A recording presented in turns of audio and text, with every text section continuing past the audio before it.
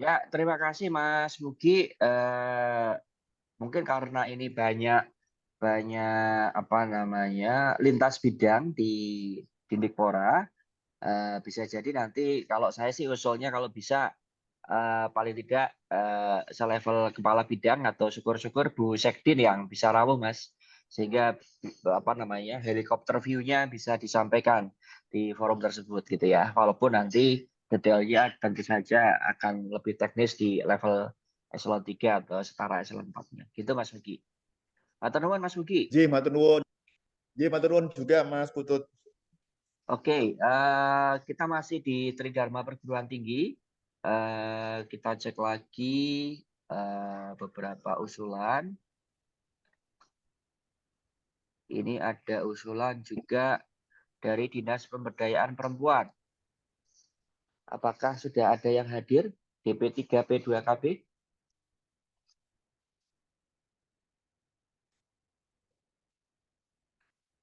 DP3P2KB sudah ada yang hadir belum? Mohon izin Bapak, Oke, izin bertanya. oke, Perkenalkan silakan. saya Anjas dari Dindikpora Kota di bidang Oke, SMP. silakan Mas Terkait Anjas. dari Universitas Negeri itu di KAK, Mm-mm. kami sudah berkoordinasi dengan Akprin, tetapi di KAK di sub kegiatannya itu belum terdaftar. Apakah Ak- itu bisa dimakan gitu sebagai Ya, tamu undangan dari Ak- Akprin? Ak- Akprin itu untuk terkait dengan kerjasama apa, Mas? Terkait desain ekstrakurikuler desain. Oh, ekstrakurikuler desain. Oke, mungkin Nggih. kelihatannya yang Amikom bisa kita ubah ke Akprin ya. Tadi usulannya Akprin ya. Oh, kalau keduanya bisa nggih? Keduanya juga bisa. Jadi ada dua perguruan, Boleh, boleh. Jadi usulannya ada Akprin ya. Akprin dan Amikom. Akprin dan Amikom. Baik, kami. Nah, usulan yang baik. Bagus, Mas Anjas ya. Nggih, terima kasih Pak. Bentar. Oke, jadi usulan dari Dikpora agar dihadirkan Akprin ya. Akprin. Leres Akprin Akprin itu tulisannya gini ya. Akprin. dan Amikom. Akprin Yogyakarta. Makasih Mas Anjas. Sudah kita masukkan nanti juga insya Allah kita undang ya. Kalau apa Nggih, namanya matur suwun. fakultas atau prodinya ada yang spesifik nggak Mas informasinya? Nanti saya koordinasi lagi nggih, karena Oke. ini menyampaikan pesan dari Ibu Kepala Seksi. Oh ya. Nggih, Jadi kalau ada nggih, matur fakultas suwun. atau prodinya nanti biar tidak salah alamat kayak kita ngirim undangannya. Nggih, siap. Matur suwun Oke. Pak. Ya, terima kasih. Silahkan teman-teman yang lain kalau ada yang usul. Jadi daftar undangannya ini baru sebatas tentatif ya. Jadi kalau misalnya ada usulan, Mas kok yang universitas atau jurusan atau fakultas itu nggak diundang gitu. Itu boleh monggo disampaikan usulannya.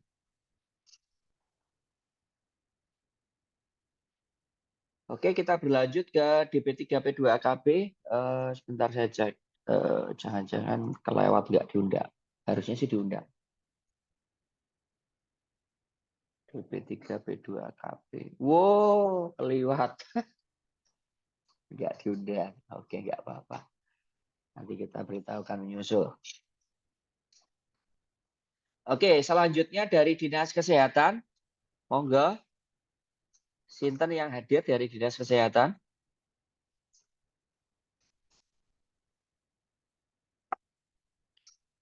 Halo, Dinas Kesehatan.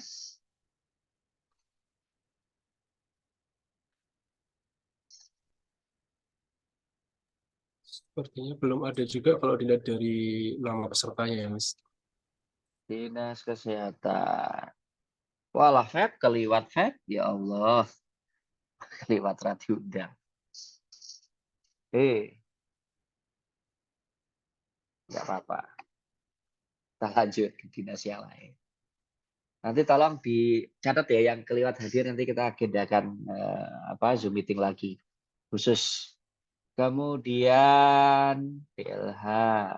PLH di kita undang nggak ya?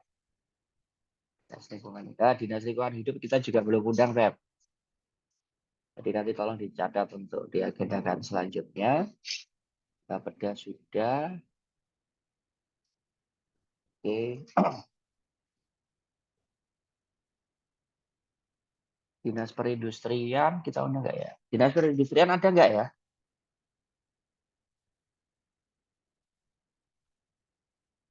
So, dinas Perindustrian ada nggak ya? Ini tidak ada juga, Mas. Nggak ada. Dinas Perindustrian siapa yang di Dispo?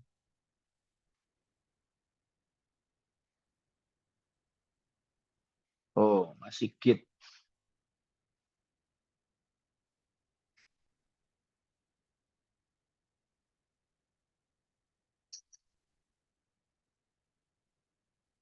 Sigit.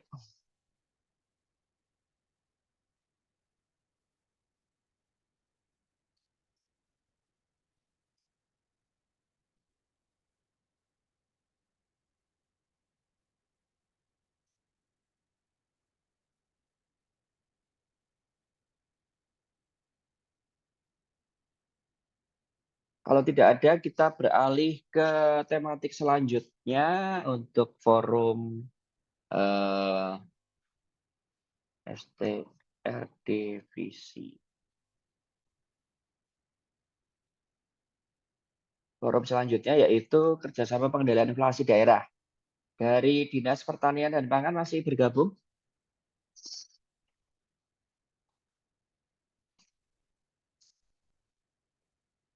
Ya Mas Utut masih ada. Siap. Oke, Mas Umar, ini kan nanti tanggal 19 kita akan mengundang banyak pihak terkait dengan tindak lanjut koordinasi untuk penyiapan atau pelaksanaan kerjasama daerah di bidang pengendalian inflasi. Kita sudah menandatangani hari Senin kemarin ya Mas Umar ya? Senin atau Selasa ya? Selasa tanggal 28. Yang lalu sudah ditandatangani kesepakatan bersama dengan Kabupaten Kulon Progo dan juga Bantul. Khusus dengan Bantul sudah ada perjanjian kerjasama terkait dengan pengendalian inflasi. Jadi tanggal 19 nanti kita akan membahas hal-hal yang sifatnya lebih teknis dengan teman-teman Bantul, Sleman, dan juga Kulon Progo tentang apa saja yang perlu kita lakukan dan persiapan di level kebijakan maupun di level teknis nanti, sehingga kerjasama yang sudah kita sepakati nanti bisa berjalan efektif untuk bisa mengendalikan inflasi di Kota Yogyakarta. Nah, khusus dengan Bantul, kemarin salah satu yang diatur atau disepakati dalam dokumen kerjasama yaitu terkait dengan penyerapan hasil pertanian, peternakan maupun pangan dari yang diproduksi di Kabupaten Bantul untuk bisa masuk ke pusat-pusat perdagangan di Kota Yogyakarta, baik itu di pasar maupun di kios Segoro Amarto. Nah, mungkin Mas Umar bisa menceritakan, Mas Umar, diskusinya sejauh ini seperti apa, dan apa saja sekiranya yang perlu kita lakukan di internal Pemkot agar kerjasama yang sudah disepakati itu bisa berjalan. Silakan Mas Umar untuk bisa disampaikan informasinya. Terima kasih Pak Putut, mohon izin Bapak Ibu. Ini terkait kerjasama pengendalian inflasi, jadi memang tantangannya itu adalah Kota Yogyakarta bukan sebagai daerah penghasil. Jadi untuk mempertahankan katakanlah pasokan pangan, memang kita bisa dibilang sebagian besar bergantung dari daerah sekitarnya yang merupakan penghasil, khususnya di intra DIY, di Kabupaten DIY. Yang sudah berjalan memang dengan Kabupaten Sleman. Untuk komoditasnya juga ada beras, kemudian telur ayam. Lalu yang barusan kemarin kita katakanlah disahkan itu dengan Bantul. Komoditasnya juga beras, bawang merah dan cabai. Lalu yang Kulon Progo kemungkinan juga terkait beras. Jadi memang komoditasnya masih sebagian besar memang beras, dan memang beras ini sebagai salah satu komoditas penyumbang inflasi terbesar di Kota Jogja. Jadi menurut saya ini harapannya akan efektif untuk mengendalikan tingkat inflasi di Kota Jogja. Mungkin dari saya ada masukan sedikit nih Pak Putut, mohon izin. Ini karena kita sudah ada kerjasama dengan Sleman, kemudian Bantul dan Kulon Progo yang insya Allah juga akan segera terlaksana. Yang belum kan ini dengan Gunung Kidul, nggih. Jadi mungkin di kesempatan forum yang baik ini di tanggal 19 besok ini, menurut hemat saya kita juga perlu mengundang dari Gunung Kidul, tapi mungkin sebagai pintu masuknya saja kita bisa mengundang bagian perekonomiannya. Jadi katakanlah kita untuk ya bagian perekonomian Gunung Kidul. Jadi setidaknya untuk obrolan awalnya dulu lah, obrolan awal hingga nanti kalau ada teknisnya seperti apa bisa dibahas mungkin di forum yang khusus yang berbeda gitu. Kalau yang di bagian perekonomian Gunung Kidul ini saya lihat ini namanya bagian administrasi perekonomian dan sumber daya alam Gunung Kidul. Ya harapannya dengan nanti kalau Gunung Kidul juga oke, artinya lengkap kita Kota Jogja sudah bekerja sama dengan 4 kabupaten lain di wilayah DIY.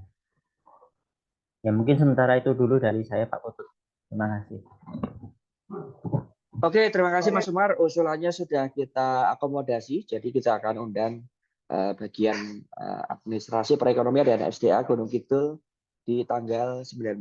Matur nuwun Mas Umar. Nah, terkait dengan upaya pengendalian inflasi, kita juga tidak lepas dari ketugasan teman-teman di Dinas Perdagangan dan Dinas Pertanian dan Pangan.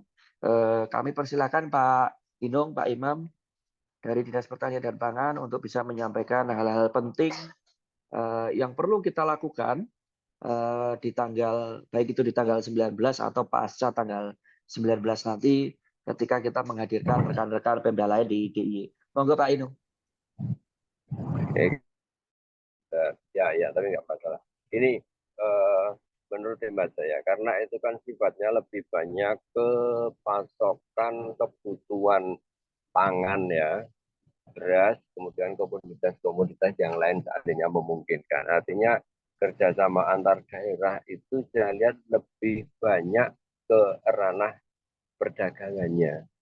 Ranah perdagangannya bukan pada ranah produksinya. Sehingga mungkin di tanggal 19 itu hemat saya yang perlu sangat difokuskan adalah satu, itu tentang pola perdagangan. Yang kedua, ketika terkait dengan perdagangan, artinya itu kan ada yang memperdagangkan, kemudian ada yang menerima dari kota Yogyakarta. Nah, dalam hal-hal tersebut, ketika nanti pasca kerjasama, kemudian sampai ke teknisnya, saya kira penting untuk dipikirkan kira-kira kejelasannya. Saya kemarin sempat melihat sih yang draft yang kebetulan di-share-kan juga, misalnya yang dari Bantul, itu kan beberapa lembaga atau mungkin calon suppliernya itu sudah kelihatan jelas di sana ada koperasi, kemudian ada gapotan, ada apa. Nanti kira-kira itu kan yang akan secara langsung melakukan kontrak kerjasama dengan kota. Nah, yang dari kota itu nanti kira-kira siapa? Kalau yang disebutkan sih baru kios Segoro Amarto. Itu nanti kan menurut hemat saya sekali lagi itu hanya orang awam saja melihat itu dari sisi luar. Ketika Segoro Amarto misalnya bentuknya kelembagaannya Segoro Amarto itu saya juga belum begitu bisa mungkin Mbak Riswanti nanti yang bisa kok banyak bentuknya seperti apa, pendanaan, sumber dananya dan sebagainya. Saya yakin kan karena kalau secara praktis mereka akan juga butuh sebuah kepastian dan kontinuitas bahwa kota itu nanti akan menerima suplai sekian banyak. Kemudian sumber dari kota itu juga akan menjamin bahwa yang diperjanjikan untuk disuplaikan ke kota itu jelas akan terserap oleh mereka. Itu yang pertama. Yang kedua, misalnya dengan pola yang dilakukan di Kulon Progo secara sebuah gerampiangan aja, kenapa saya berpikirnya itu adalah lembaga-lembaga yang jelas. Ketika kemarin ke Kulon Progo, salah satu komoditas misalnya cabai ya, mungkin juga beras, dan beberapa pola distribusi yang saya lihat yang sempat kita petakan itu kan juga kelihatan. Pola-polanya hampir semuanya adalah B2B, kemudian dengan pola lelang atau dengan pola pembelian-pembelian semacam itu. Artinya siapa yang suplai, siapa yang menerima itu pasti harus akan jelas. Contoh kasar yang bisa saya sampaikan. Saya tidak melihat cabai Kulon Progo itu masuk ke kota sama sekali. Bahkan Kulon Progo sendiri mengambil cabai itu dari luar Kulon Progo. Sedangkan cabai primanya Kulon Progo itu hampir semuanya lari ke Jakarta, tidak ada jalur masuk ke kota. Ketika hal itu harus misalnya kita masukkan ke kota, maka kita harus memotong sebuah rantai pasar di sana dengan memaksa bahwa kota ikut proses lelang di Kulon Progo, sehingga itu akan memotong overhead cost yang terjadi untuk bisa masuk ke kota dengan harga yang tidak semahal kalau itu diambil di luar kota. Nah, itu tentu juga harus ada pelaku di sana. Apakah pelaku itu nanti BUMD kota atau siapa? Nah, itu saya kira juga jauh-jauh hari sudah harus sangat dipikirkan. Kalau syukur, kalau seandainya antara kabupaten seperti mungkin pengalamannya Bu Risnya di Sleman, kemudian di Bantul, kemudian di Kulon Progo itu kita masing-masing sudah punya pelaku-pelaku yang memang secara langsung melakukan hal itu, kan tinggal diperbaiki dan dinaikkan kapasitasnya. Jadi saya kira secara teknis yang perlu difokuskan adalah itu. Sedangkan untuk dari sisi kepertaniannya sendiri saya masih belum bisa melihat ya, karena itu sisi teknis lapangan pembudidayaan yang kerjasamanya mau seperti apa. Itu saya kira yang bisa saya aturkan, Mas Putut, pada diskusi kali ini. Gambaran yang lain mungkin nanti akan menyusul setelah ada Ilham masuk. Oke, terima kasih Pak Imam ya dari Dinas Pertanian dan Pangan. Mbak Riswanti masih di Zoom. Oke, siap Mas Putut. Mbak Riswanti, tanggal 19 kita akan hadirkan rekan-rekan kita dari seluruh kabupaten kota di DIY yang kebetulan sebagian besar ini sudah tekan kerjasama dengan kita ya terkait dengan pengendalian inflasi, kecuali Gunung Kidul. Tadi masukan Mas Umar juga sudah kita tampung. Kita akan mengundang teman-teman Gunung Kidul.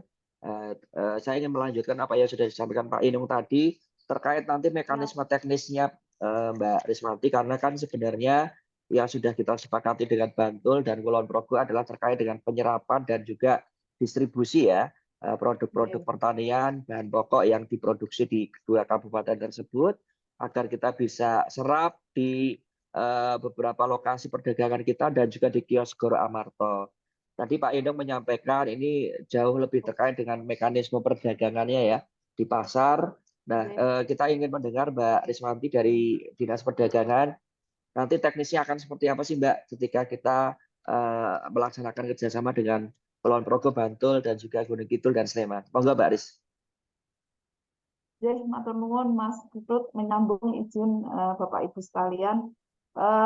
Jadi terkait Kios Goro Amarto dulu. Kios Goro Amarto ini memang secara entitas itu bentuk kelembagaannya ini kan masih bagian dari terbentuk karena tusi kami di dalam pengendalian harga, dan terbentuknya Kios Goro Amarto ini bentuk dari kerjasama kesepakatan antara Bank Indonesia, Bank BPD DIY, pemerintah Kota Jogja dengan Bulog.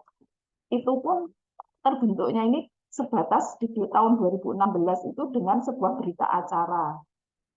MOU-nya mungkin sudah ada di antara pihak dalam skala luas kerjasama, tetapi PKS itu untuk Segoro Amarto juga belum ada Mas Putut. Jadi bentuknya masih berita acara waktu itu. Dan itu pun sudah berakhir di 2019.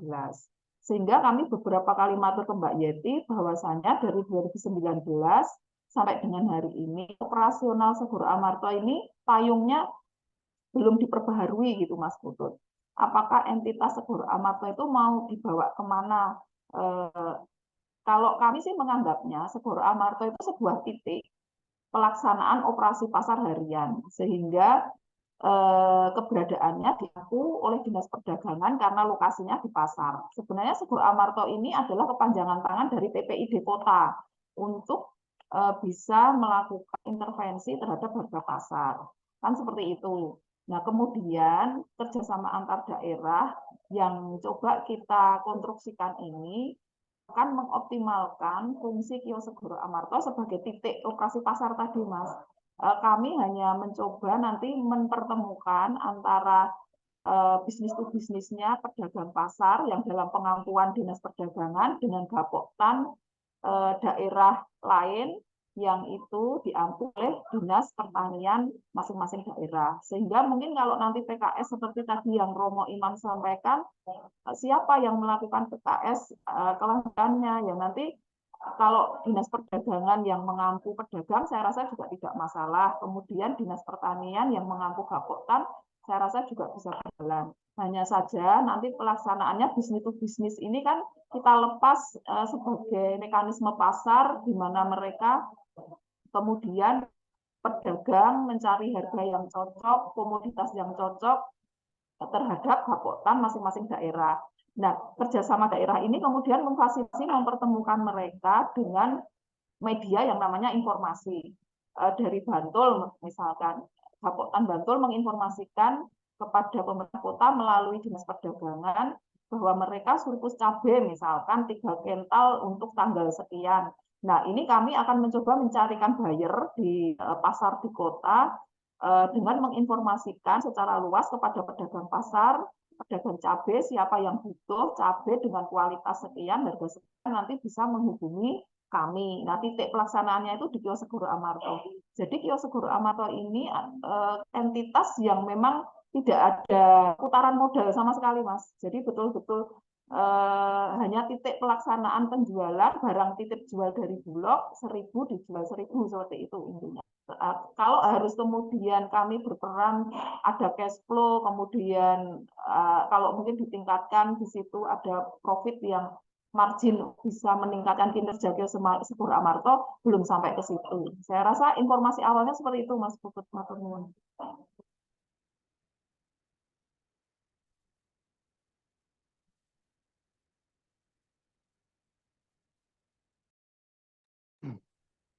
Oke, matur nuwun Mbak Riswanti.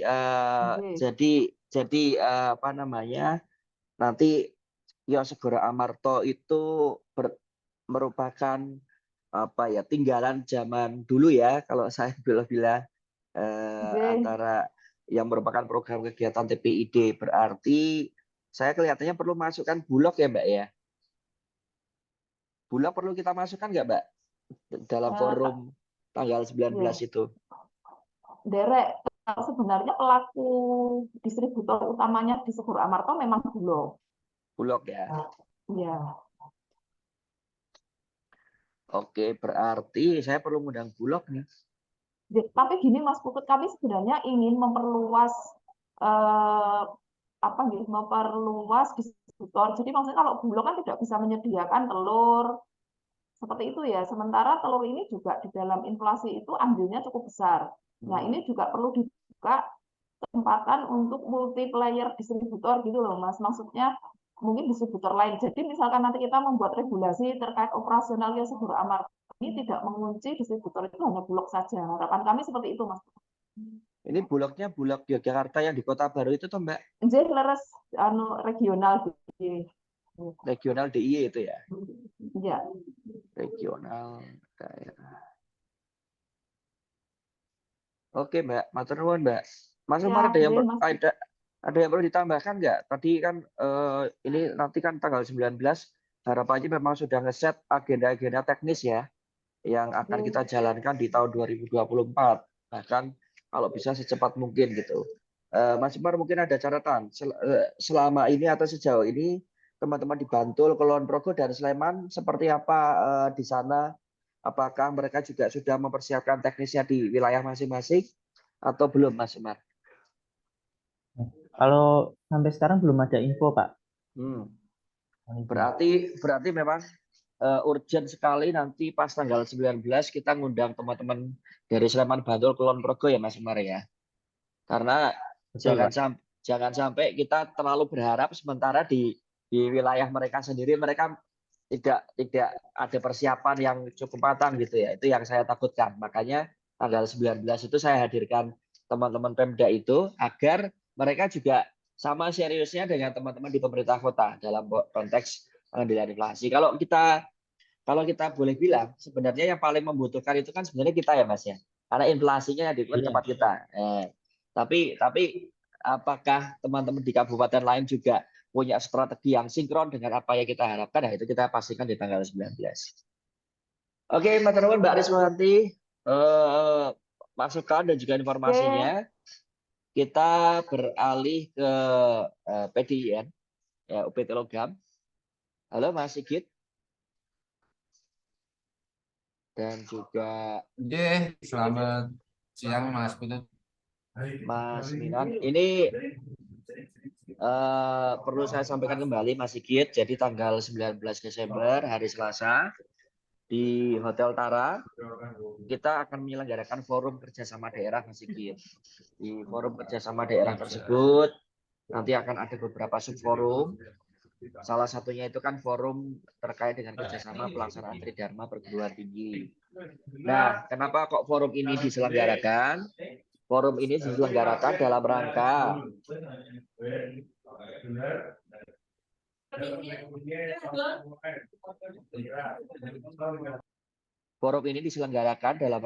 untuk menyiapkan dan juga membantu teman-teman OPD yang sudah mengusulkan rencana-rencana kerjasamanya di tahapan pemetaan agar bisa langsung bertemu dengan calon-calon mitra yang diharapkan gitu Mas Sigit.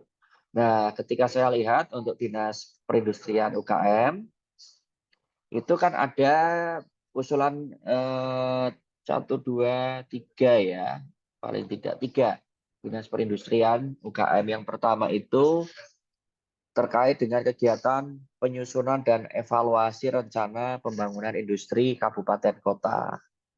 Yang dukungan yang diperlukan dari pihak mitra itu ada molding dan sebagian peralatan pendukung dari pelaku industri, ada penyediaan bahan baku dari pelaku industri dan penyediaan logistik. Ini kan tidak terkait dengan tematik yang di Tridharma. Nah, tapi yang nomor 2 dan nomor 3 ini terkait ya. Yang pertama adalah kegiatan pengembangan usaha mikro dengan orientasi peningkatan skala usaha menjadi usaha kecil. Usulan dari Dinas Perindustrian itu ada dosen dan mahasiswa dari perguruan tinggi yang memberikan pelatihan, kemudian ada penyediaan fasilitas yang dapat dimanfaatkan untuk membuat desain atau logo, foto, produk kemasan.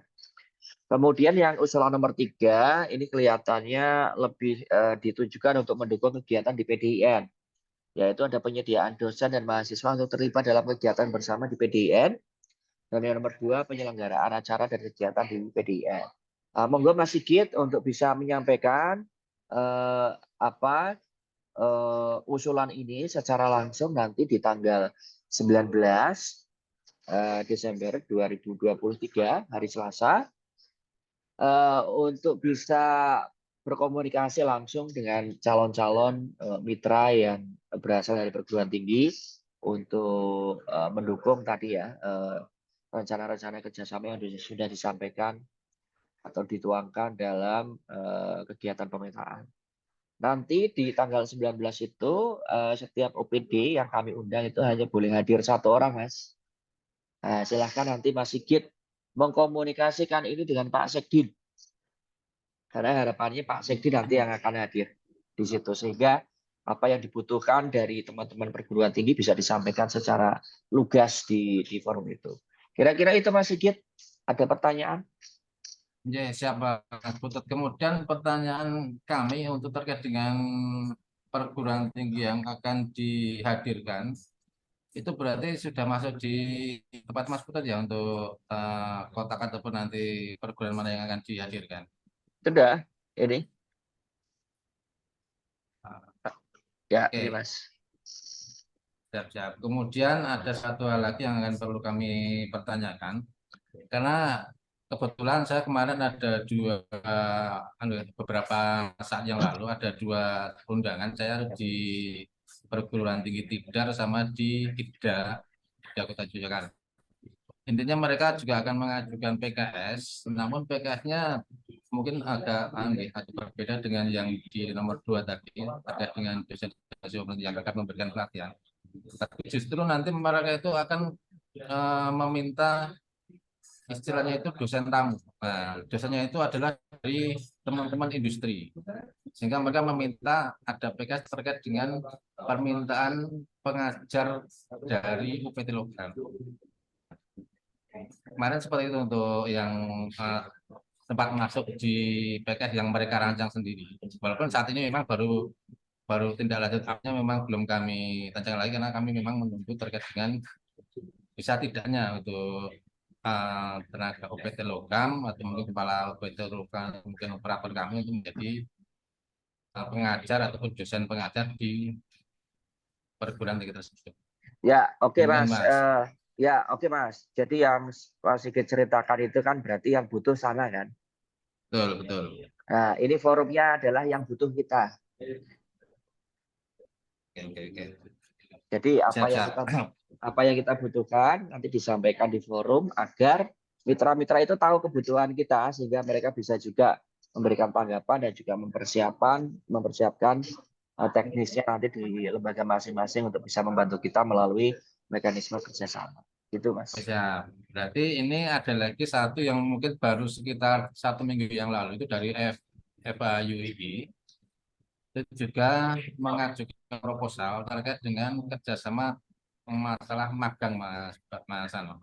Oh Betul. iya, FHUI kan? Ya, Betul. itu suratnya sudah saya terima dari 3 bulan yang lalu, Mas. Sudah saya sampaikan ke Pak. Baru seminggu yang lalu itu menghadap ke kami dan kebetulan saya yang terima dan itu memang kami minta untuk segera memperbarui proposal dan nanti untuk koordinasi dengan tempatnya Mas Peter juga. Ya, terkait dengan program magang, saya kira magang aja Mas, nggak perlu ada PKS. Jadi magang itu kan tinggal pakai surat permohonan terus kita keluarkan izin gitu aja. Justru itu karena gini Mas, gimana Mas? Karena gini, memang dari pihak sana itu menginginkan untuk mahasiswa yang magang di sana tidak terbatas hanya sesuai dengan apa yang kita butuhkan. Sementara saya menyampaikan kalau memang FAUI yang mau magang di sana, karena di sana kita baru sentralisasi terkait dengan klinik HKI. Jadi kami minta untuk yang jurusannya adalah kekayaan intelektual dan mereka menyanggup. Itu Mas, jadi tidak semua. Oke, mungkin bisa disampaikan ke UII Mas, apa yang mengampu program magang tersebut. Itu sudah pernah saya hubungi ya 3 bulan lalu, tapi tidak ada respon. Jadi monggo Mas Sigit, tolong disampaikan ke yang bersangkutan untuk nanti ketemu saya di kantor. Oke, siap. Saya Mas. Oke. Terus ini Pak Toto juga pernah menyampaikan ke saya, katanya pengen ada kerjasama dengan STR Divisi ya, yang ada di Jalan Tamsis. Mas Sigit pernah dengar nggak? Pernah menyampaikan, tapi secara teknis untuk update tindak lanjutnya kelihatannya Pak Toto mungkin belum Mas. Ya, Paling lagi. Ya, nanti tolong disampaikan mawon apakah di tanggal 19 itu kami perlu mengundang STR Divisi untuk memfasilitasi rencana kerjasama dari teman-teman Dinas Perindustrian Koperasi. Oke, siap. Oke, terima kasih. Saya kira cukup ya untuk Dinas Perindustrian UKM. Selanjutnya yang terkait dengan Tridharma perguruan tinggi, saya kira belum hadir, jadi nanti Mas Febri akan mengagendakan di kesempatan yang lain. Tadi ada Dinkes, ada mana lagi Beb tadi tolong dicatat ya. Kemudian selanjutnya kita akan masuk ke topik, tadi topik pengendalian inflasi sudah, kita akan masuk ke ini ya, ke optimalisasi pemungutan barang dan jasa tertentu. Ini memang tidak ada yang mengusulkan di dokumen pemetaan, tetapi kami memandang topik ini topik yang sangat menarik untuk disampaikan kepada para undangan. Nah, di sini sudah ada Mas Sigit dari BPKAD. Saya yakin Mas Sigit ini punya pertanyaan terkait dengan daftar pemetaan yang tadinya 4 jadi 3 ya Mas Sigit ya. Halo Mas Sigit dari BPKAD. Ji, Mas. Ya, jadi yang nomor 4 itu kemarin memang saya hapus, Mas. Karena setelah saya lihat kebutuhan yang diperlukan hanya sebatas penyediaan narasumber dan juga penyelenggaraan pelatihan. Jadi saya kira itu bukan merupakan sesuatu hal yang harus kita atur atau ikat dalam suatu perjanjian kerjasama dengan BPKP, Mas. Monggo, Mas Sigit kalau ada tanggapan. Baik. Assalamualaikum warahmatullahi wabarakatuh. Waalaikumsalam. Mungkin terkait pengusulan dari BPKAD, kemarin ada 4. Nah, itu kan yang nomor 4 ini kan kebetulan kan bukan dari P4D, Nah, ini kan dari bagian di Perpen kalau nggak salah. Tapi ini kan usulan dari Ibu Sekretaris. Nah, nanti untuk yang nomor 4 ini nanti saya sampaikan ke beliau, ke Bu Sekretaris, terkait tidak dimasukkannya di usulan yang BPKAD. Mungkin itu Mas Putut.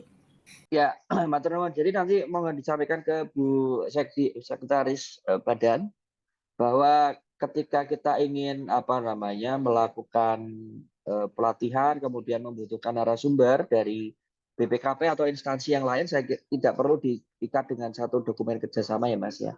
Tinggal bersurat saja mengundang sebagai narasumber, nanti penyelenggaranya dari BPKAD. Nah kemudian Mas Sigit, ini saya juga ingin sampaikan ke Mas Sigit, saya sebenarnya sudah sering berbicara dengan Pak Kisbi dan juga sudah pernah menyampaikan ke Pak Waseso terkait dengan strategi kita untuk mengoptimalkan ya pemungutan pajak dari transaksi makanan dan minuman melalui platform daring dan juga pemesanan hotel, Mas Sigit. Mas Sigit, tanggal 19 nanti kami akan menghadirkan beberapa lembaga, saya tampilkan di layar. Jadi nanti kita akan mengundang BPKAD, kemudian Dinas Kominfo, Dinas Pariwisata, Dinas Perdagangan juga, Dinas PMPTSP, bagian hukum, kemudian Direktur Eksekutif Apexi, kemudian Kanwil DJP, DIY, KPP Pratama, kemudian ada Gojek, Grab, Shopee, Traveloka, Bank BPD, dan PHRI.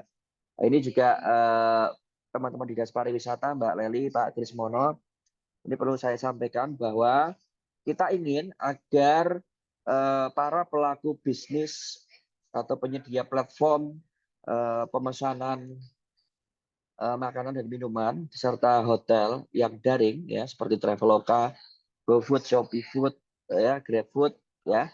Itu untuk berdiskusi dengan kita di tanggal 20 ya hari Rabu di Hotel Tara untuk melihat kemungkinan gimana sih caranya agar transaksi-transaksi tersebut bisa langsung dipungut pajak restoran atau pajak hotelnya atau istilahnya di peraturan yang baru besok PBJT.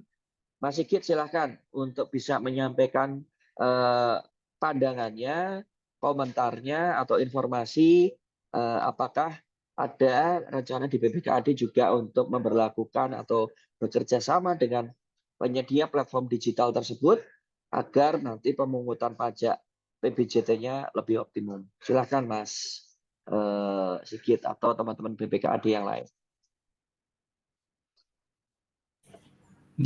Mungkin kalau terkait kerjasama Mas sama istilahnya dengan pihak ketiga istilahnya kayak Grab, Shopee ini nanti kita sampaikan ke atasan kami, Mas Putut, kalau untuk terkait kerjasama, karena kita juga yang kerjasama sekarang ini kan dengan pihak bank ya, kalau yang untuk terkait pembayaran.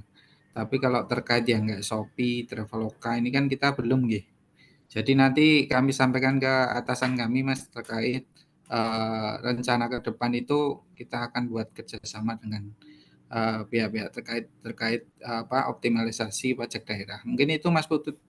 Ya, mungkin dari teman BPKAD yang lain yang hadir ada komentar selain Mas Sigit. Mohon izin Pak Putut. Monggo Mbak Fitri. Mohon izin Pak Putut, ini untuk program yang akan dikerjasamakan kan ada yang verifikasi PPHTB dan pemutakhiran NBT.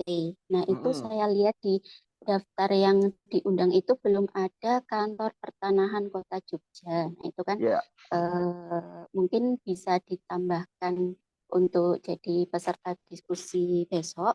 Ya. Dan mungkin apakah masih terbuka kesempatan apabila nanti mungkin dari pimpinan kami akan menambahkan untuk yang bisa diundang gitu dari perguruan tinggi atau dari sekolah?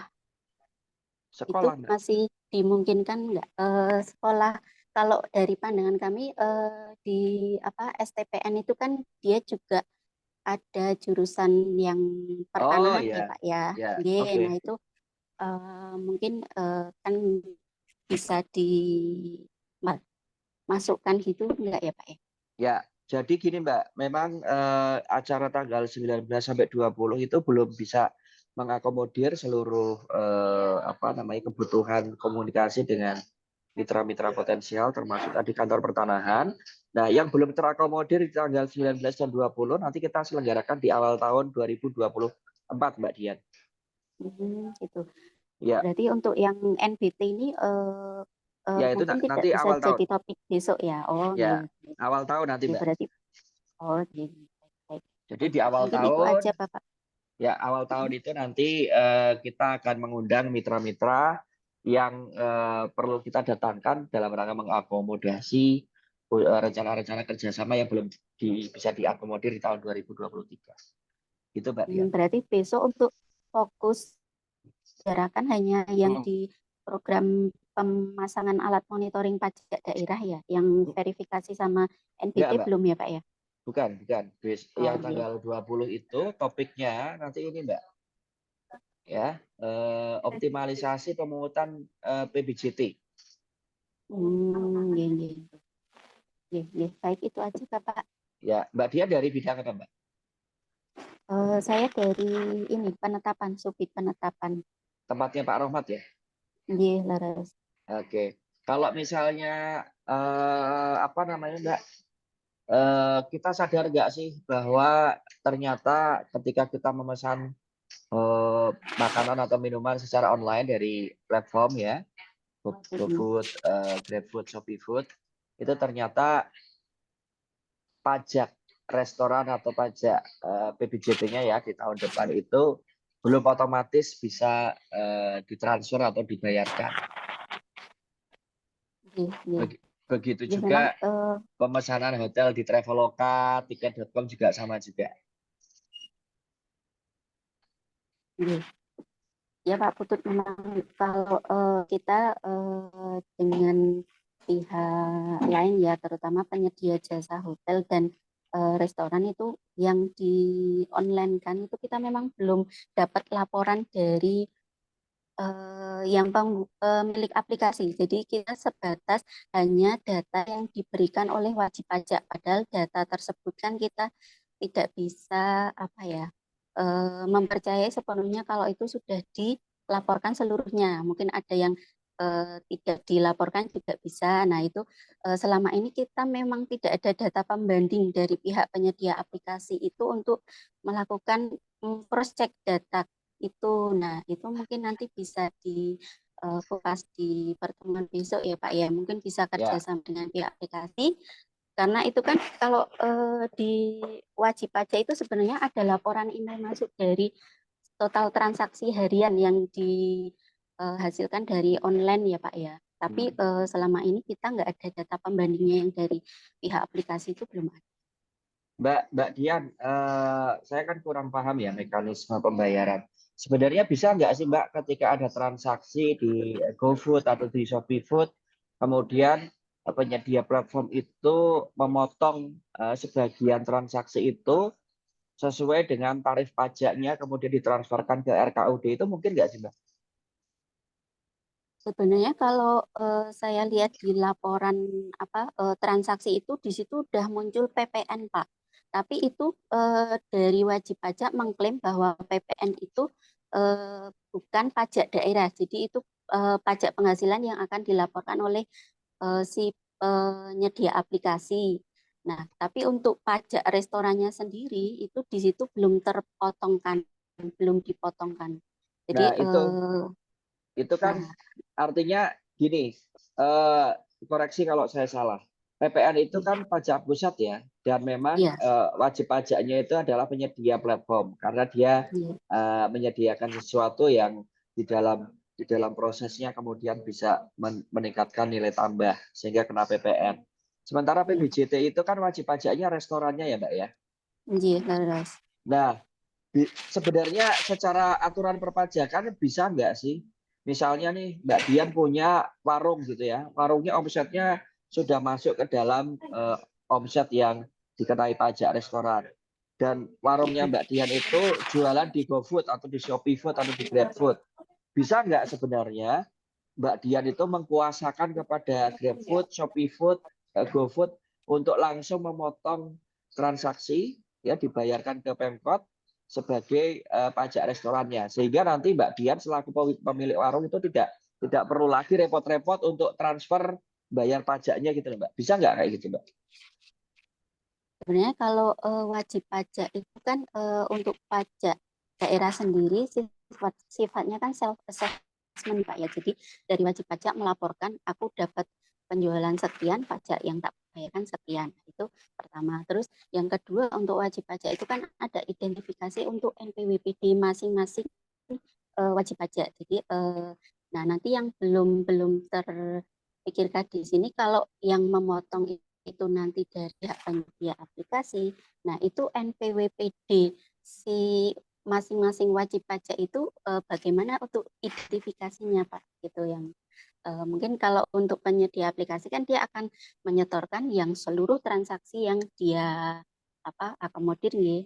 Padahal wajib pajak di Kota Jogja kan ada ini NPWPD-nya sendiri-sendiri kayak gitu. Tapi secara sistem mungkin nggak sih Mbak? Seperti ini ya di layar ini loh. Ini kan di Kementerian Keuangan itu dia bertanya ke ke Pemda lah. Pajak restoran di transaksi online itu sebenarnya sudah dipungut belum Mbak? Ini sebenarnya pertanyaan diskusi yang nanti akan kita cari jawabannya dan kita akan cari kesepakatannya dengan penyedia platform juga. Mungkin nambahi ya Mas Putut. Monggo Mas Sigit. Oke, terkait kepastian pajak restoran itu sudah dipungut atau belum? Jadi kan ini ya contoh yang monitoring online ya.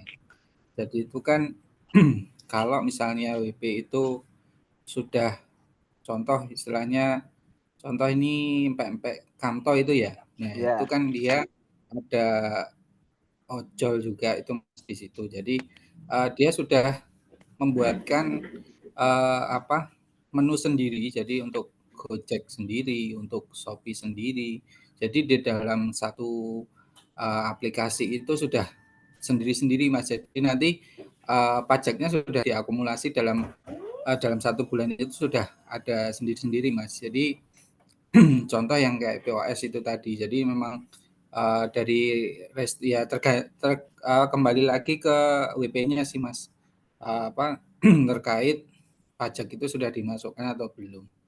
Nah, upaya kita apa Mas? Upaya kita apa Mas untuk memastikan bahwa transaksi makanan, minuman, hotel yang dilakukan di online upaya itu kita sih kalau terkait yang di monitoring online itu kan kita sampaikan bahwa semua yang dilakukan transaksi itu semuanya harus masuk ke aplikasi yang sudah disediakan. Kalau misalnya dia belum punya sistem ya Mas ya. Tapi kalau misalnya dia sudah punya sistem kayak Moka itu biasanya dia sudah ada di situ Mas. Jadi terkait kayak Grab, Shopee itu biasanya sudah include di dalamnya. Mungkin Include di itu Mas. dalam, maksudnya di dalam apa, Mas? Dalam satu aplikasi itu Mas Moka, contoh Moka, dia Heeh. BP-nya punya sistem Moka. Nah, Moka itu di dalamnya sudah, oh ini yang untuk ojol Grab misalnya, ini untuk Gojek, ini untuk Shopee, biasanya sudah ada sih Mas. Sama modelnya.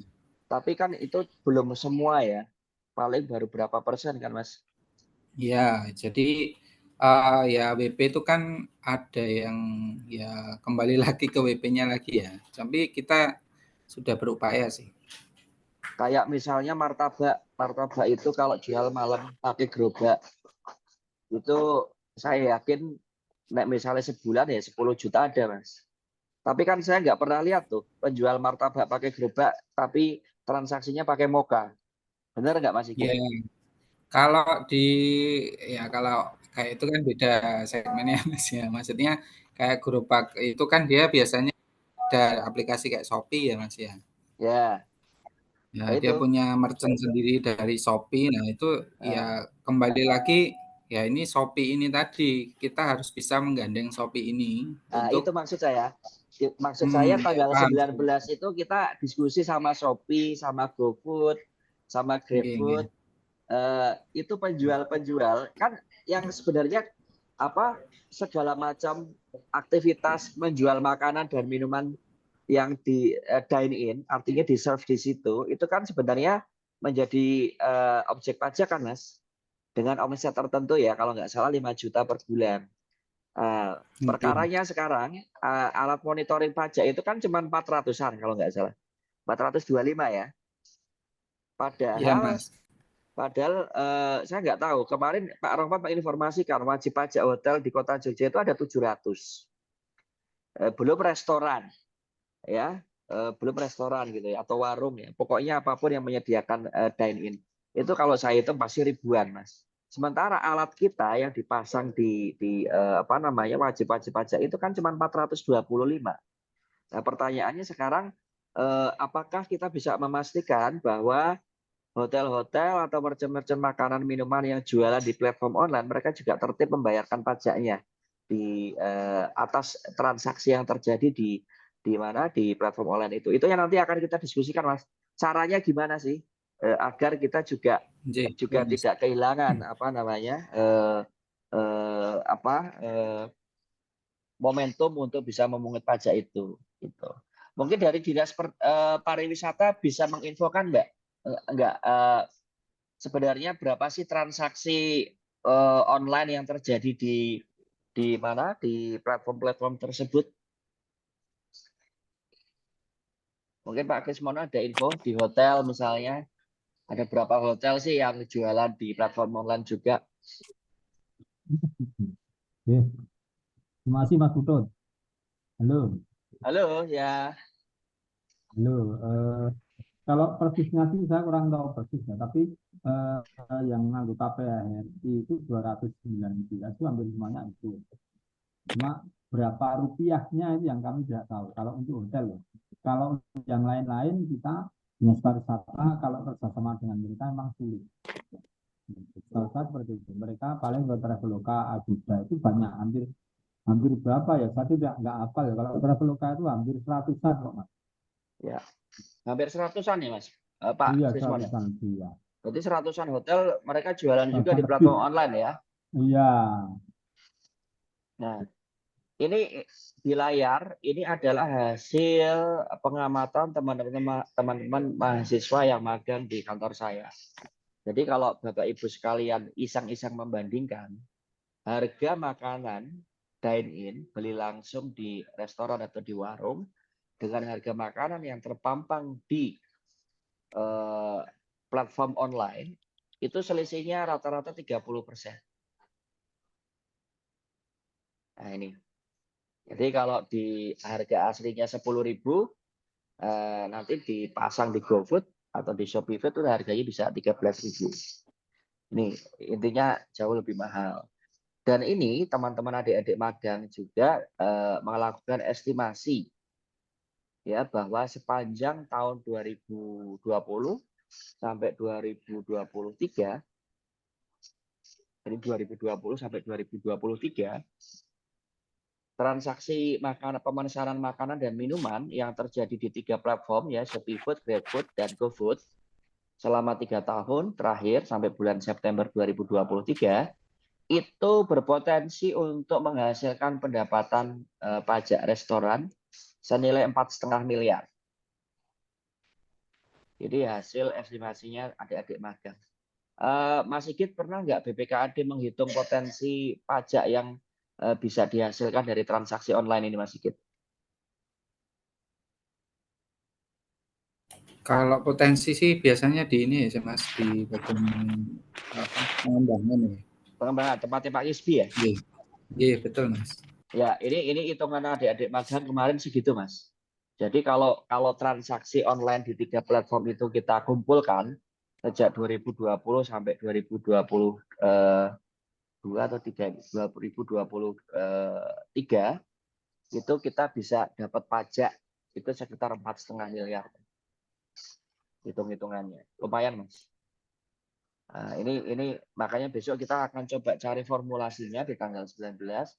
Gimana caranya agar merchant yang jualan di Traveloka untuk hotel ya, atau untuk pemesanan makanan itu memang benar-benar tertib bayar pajak restoran atau PBJT.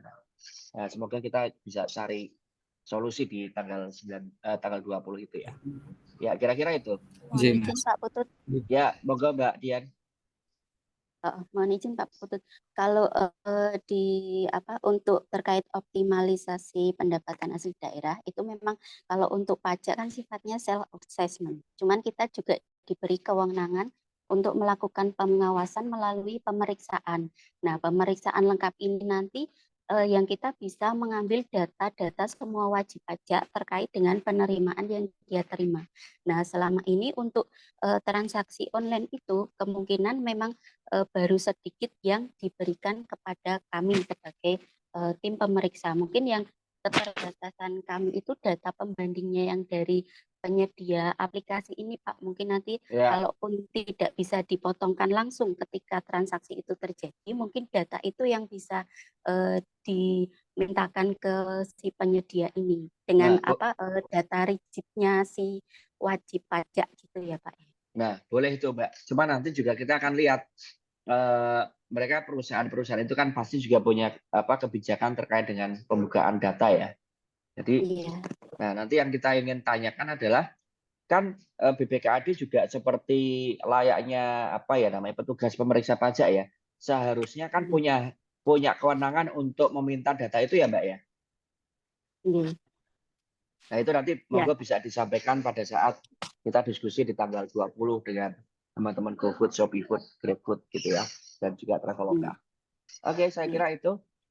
Pak Krismono dan Mbak Leli ada yang ingin disampaikan? Ini kaitannya lebih ke acara yang tanggal 20 terkait dengan optimalisasi pajak PBJT ya. Pak Krismono? Saya kira cukup Mas. Nah, kami nunggu nanti undangannya seperti apa. Ini saya sudah baca-baca juga nanti apa yang akan kita sampaikan. Yang paling menarik saya ingin ketemu Traveloka, Shopee dan kawan-kawan ini. Oh ya, oke. Matur nuwun. Matur nuwun Pak Krismono. Baik, Bapak. Baik, kemudian yang terakhir yang terkait dengan industri kreatif, ya ini tematik industri kreatif. Mas Minan ada di sini nggak ya? Atau Mas Sigit masih di sini nggak? Masih Mas. Pak Minan sekarang baru tamu dari Palembang, nanti ada forum di PDN. Ya, Mas Minan nanti, Mas Sigit nanti kan PDN akan kita berikan kesempatan untuk mengeksplorasi peluang-peluang kerjasama di tanggal 20 yaitu di forum kerjasama bidang industri kreatif. Nah, hasil diskusinya nanti kita arahkan untuk bisa menyiapkan teknis pelaksanaan kerjasama dalam mendukung operasionalnya PDN. Nah, di sana kita usulkan ada beberapa pihak yang akan kita undang. Nah, silakan Mas Sigit. bisa menyampaikan usulan. Ini peserta-peserta yang diundang ini sudah tepat atau belum? Kalau ada yang perlu dihapus, misalnya menurut Mas Sigit itu tidak terlalu membantu, ya silakan diusulkan untuk dihapus. Kalau misalnya belum ada, silakan diusulkan siapa yang seharusnya diundang. Silakan Mas Sigit. Ini baru saya baca menjadi Mas peserta diskusi.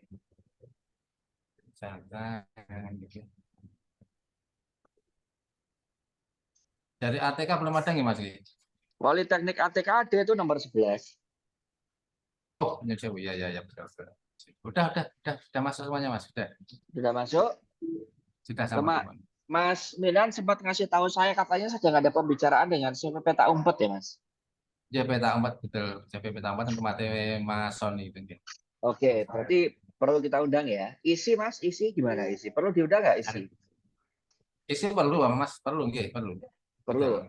Mungkin prodinya Mas, prodinya bebas atau terserah nanti isi yang datang siapa gitu? Kemarin itu sempat ada permintaan dari isi, tapi untuk prodinya apa gitu? Nanti tak WA aja Mas untuk prodinya Mas. Oke. Ya intinya itu Mas, nanti di tanggal 20 itu kita berikan kesempatan seluas-luasnya untuk teman-teman UPT Logam untuk bisa menjalin teknis kerjasama dengan pihak-pihak yang kita undang. Kalau dengan FHUI kan sudah jalan. Kalau dengan Departemen Teknik Mesin dan Industri juga saya kira sudah jalan. Tapi yang mungkin belum terlalu connect kan dengan BI, dengan BPD. Kenapa kita hadirkan perbankan di sini Mas? Karena kita juga ingin nanti melihat perspektif dari dunia perbankan. Apakah mungkin nanti ketika ada pengusaha yang difasilitasi PDN butuh modal, bisa juga mengakses pendanaan dari perbankan juga. Kira-kira itu Mas. PHRI perlu nggak Mas? PHRI, walaupun mungkin nggak. Hotel perlu, mungkin karena kita pun kan ada juga, ke depan kan pasti juga banyak tamu ya, tamu-tamu yang dari luar kota. Sementara kalau kita sendiri untuk hotel kapsul kita kan belum bisa kita maksimalkan. Nah, tentu kita juga nanti butuh kerjasama dengan teman-teman PHRI ya, terkait dengan entah itu kelanjutan dari mereka menginapnya dan yang lain-lainnya lah untuk bisa saling support nanti. Oke. Berarti ini sudah tepat ya Mas Sigit ya? Ya, sudah mewakili semuanya Mas. Sudah. Oke. Ya sudah. Mas Terima Putut, kasih. Mas Putut. Ya, silakan. Di PDN Layanan Koin ada Koda juga. Itu apakah perlu kita undang Mas Putut? Koda perlu diundang nggak? Kalau Koda itu kan saat ini mereka aktivitasnya itu hanya pameran ya. Pameran dalam artian mereka memang tidak ada kegiatan yang rutin di PDN. Jadi mereka hanya pameran secara berkala dan itu pun juga tidak terjadwal, dalam arti tidak jadwal. Hanya kemarin itu mereka meminjam tempat untuk pameran, tapi tidak ada tidak ada income yang memang secara kontinu bisa kita dapatkan dari masyarakat. Oke, baik. Terima kasih Mas Sigit. Oke, teman-teman lain dari Dinas Kominfo. Dinas Kominfo dengan siapa? Yang hadir?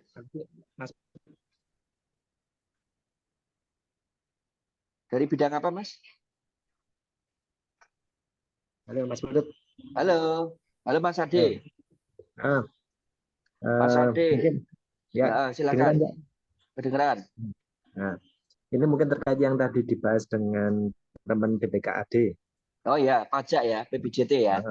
Nah, itu kan awal, jadi kunci awalnya itu kan di MOU itu kalau misalnya bisa, kita bisa memanfaatkan data yang ada di tempat merchant-merchant itu, misalnya kayak Shopee atau Tokopedia atau Gojek itu ya. Ya. Itu mungkin kalau tadi ada sisi pemeriksa ya, kewenangan pemeriksa, mungkin itu bisa dijadikan sebagai faktor penekan gimana untuk kita mendapatkan data itu. Betul. Jadi nanti di diskusi itu kita menghadirkan dua narasumber Mas Ade. Satu dari Hmm. Fakultas Hukum UGM. Jadi agar bisa memberikan kita perspektif tentang hukum pajak.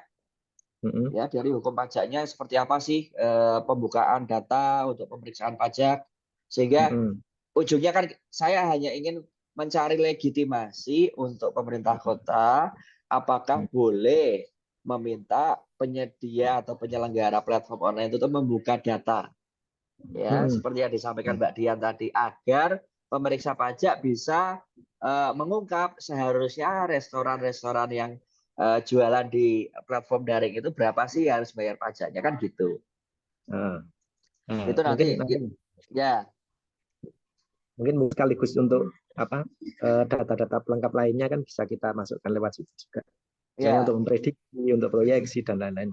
Nah, itu juga nanti kita akan diskusikan di situ, karena sebenarnya saya sudah pernah nyicil diskusi dengan Gojek ya Mas ya. Cuman mereka itu ya kalau saya lihat agak resisten. Resistennya adalah karena waktu itu ide yang saya sampaikan sebenarnya adalah agar setiap transaksi itu sudah termasuk pajak restoran dan kalau bisa langsung disetorkan di RKUD gitu. Jadi seolah-olah mereka jadi pemungut pajak. Mungkin mereka keberatannya di situ. Nah, itu kan baru dari perspektif saya. Tadi perspektifnya Mbak Dian adalah bisa nggak sharing data untuk pengungkapan pajak dalam rangka pengawasan. Nah, itu kan juga angle yang lain juga, sehingga nanti itu akan menjadi beberapa topik diskusi yang kita akan coba sampaikan kepada teman-teman penyelenggara platform online tadi yang sudah saya sebutkan Mas Adi. Siap. Ya sementara itu Mas Brut. Oke, matur nuwun sekali. Monggo teman-teman sekalian, apakah ada yang ingin bertanya terkait dengan event kita tanggal 19 sampai 20 Desember? Tidak ada? Kalau tidak ada, saya mohon izin teman-teman yang belum scan QR. Oh, Elvisku ada yang buka? Ada yang buka Elvisku nggak ya? Nggak ada. Oke. Baik teman-teman sekalian, terima kasih untuk waktu dan juga diskusinya. Nanti kita akan kirimkan surat undangan khusus untuk rekan-rekan sekalian untuk bisa hadir di acara tanggal 19 sampai 20 Desember di Forum Kerjasama Daerah. Terima kasih. Assalamualaikum warahmatullahi wabarakatuh. Selamat siang.